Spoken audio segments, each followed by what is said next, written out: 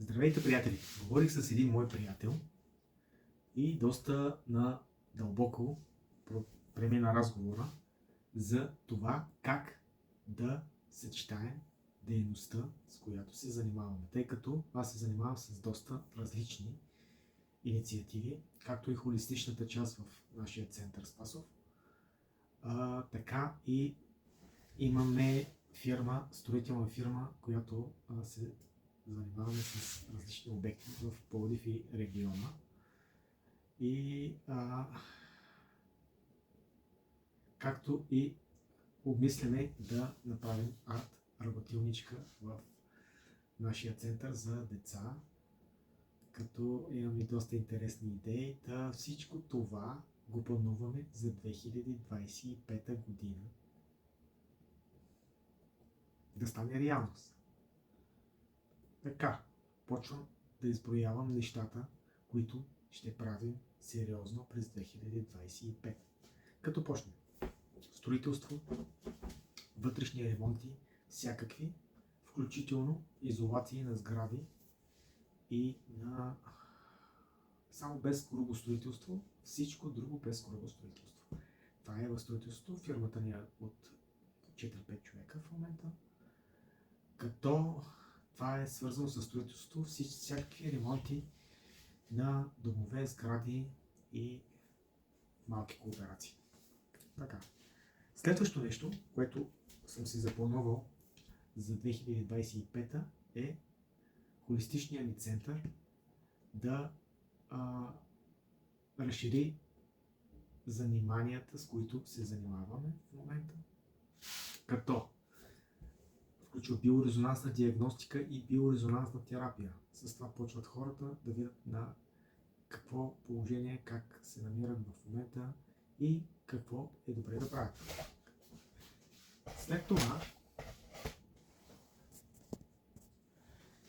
следваща стъпка, който вече съм аз специалиста, йога и тета медитация и тета хилинг сесии, като за хората, които искат редовно да си практикуват тета, съм включил 2 пъти в седмицата тета хилинг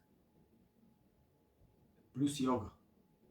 Ще има 2 пъти в седмицата за хората, които искат да тестват тета медитацията, но задължително и малко раздвижване на тялото. Да се почва първо с йога. Първо влизаме в тета състояние, след това правим йога и след това завършваме с тета медитация и ще е много за хората, които искат да се докоснат до тета практиката, преди да дойдат на тета сеанс, които имат някакви съпротиви, им се дават повече пари в момента в началото. Те имат възможност да дойдат да пробват как ще се почувства след една йога практика и с тета хилинг медитация завършваща. Това е следващото. Като следващата стъпка искаме да работим с деца.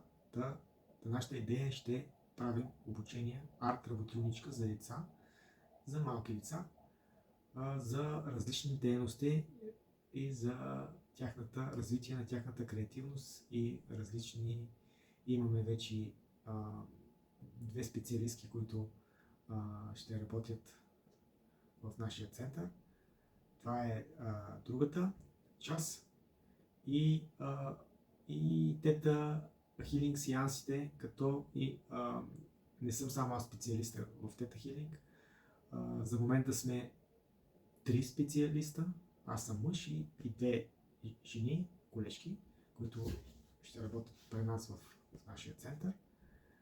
Като задължително е добре да се почне с биорезонансна диагностика и с тета хилинг сеанс, защото 90% от заболяванията почват точно на емоционална основа и затова е добре да се почне с емоционалната основа и за търсене на здраве. И да се чувстваме по-добре, по-спокойни, да изчистим ограничаващи вярвания, страхове и много други. Да видим откъде идват първопричината на проблемите ни. И така, това е за кратко. планувам го и то ще стане факт, защото съм го изпратил в Вселената 2025 година. Всичко това ще бъде факт. Приятен ден и до скоро!